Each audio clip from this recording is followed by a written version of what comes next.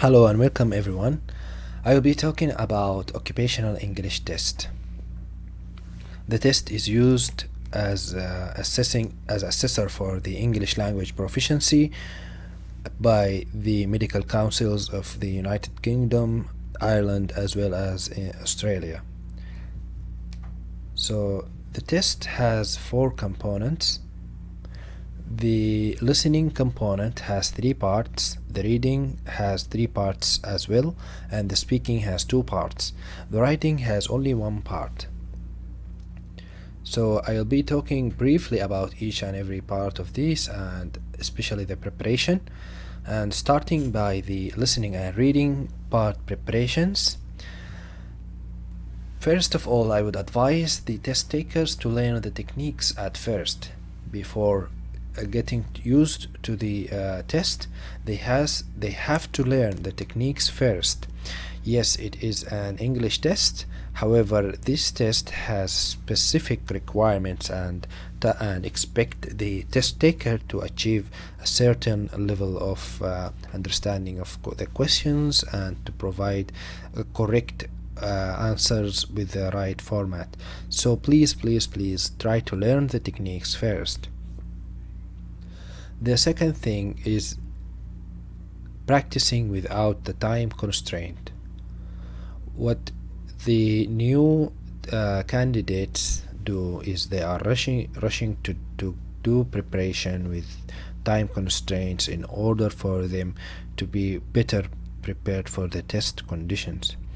However, in this way you will not have a chance to check your work properly and to learn from your mistakes, and you will learn to do the test in a wrong way. So you need first to practice without time constraint in order to learn more about the test at first and how is it structured, and then you can practice with a time constraint in order for you to get familiar with the test conditions and to make yourself adapting the pressure of time constraint. Regarding the materials, I would advise first to select the most reliable material, because the internet has a lot of resources and materials. Not all of them represent the real test or the test objectives. So selecting the most reliable materials for preparation will allow the test taker to get more adapted to the test questions, and he will formulate the right thought process in order to solve the questions. Practicing with tutors who have been trained under the OET test organizers. This is very important in the listening and reading preparation, because the techniques you are trying to learn will build a skill in you to solve the questions. So these skills is long lasting in your behavioral in the behavior of solving the questions. So if you learn them wrong at first, you will be repeating these mistakes. So you have to practice with a tutor who have already trained by the OET test organizers, because he knows most about the objectives and the targets and the sets of criteria that you need to learn and to practice with. So another thing is, when you are practicing, you should put a target of more than 31 correct answer out of the total number of questions in order for you to pass the test with the B grade.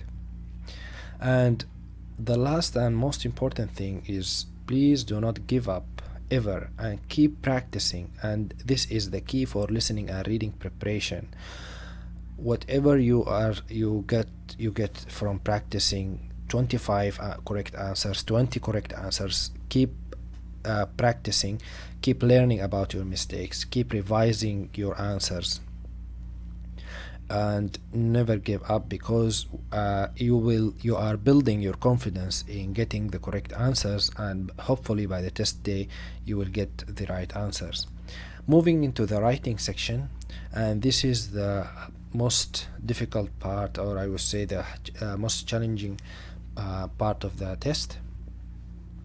It's about writing a formal and semi-formal letters, and the type of letters are already published in the website OET, whether it is a referral letter, a discharge letter, updating information letter, and the target of writing this letter is selecting and summarizes irrelevant information only from the data presented in the test day. They are looking for a brief, summarized, and focused relevant information. So writing more than the acceptable range of words above 230 words will not be helpful for your mark. So this should be at the back of your mind while you are writing the letter. And you should not use all the case notes in order to write the letter. And the trick here is to discard some of these case notes purposefully in order to summarize the letter. The third thing is presenting this information in a logical and coherent paragraphs. So each paragraph has only one idea or only one subject, I would say that, and it's the information should be coherently connected. The most important thing and the key answer for passing the writing section is using correction service, which has been trained by the OET organizers. And I spoke about this in the listening and reading preparation, and I cannot stress this enough.